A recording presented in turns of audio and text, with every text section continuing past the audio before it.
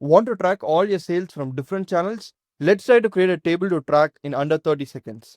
So here I have listed what is going to be the different channels of income, like the website sales, the Amazon sales, the retail store sales, all these things I have listed down. Now we'll try to come and enter what is going to be the net income from that particular channel. So let's say $34,000 is going to be from the particular channel, and what is going to be the tax for that one? So let's say it's going to be like $1,200 is going to be the tax. Similarly, I'll just try to come and say for the Amazon. So I'll say $45,200 and $1,800 is going to be the tax.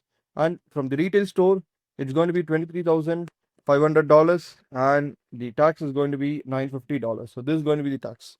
So now if I want to find the total, it's nothing but it's going to be equal to, so the sum of my net income plus the tax. So that's going to be the formula. So I'll just try to completely flash fill this over here. So now I can just try to come and find the total of my sales.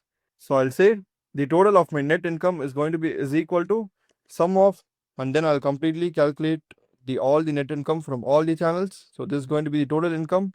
Then here I'll have the sum of all the taxes. So how much ever taxes we have collected. So this is going to be sum of all the taxes.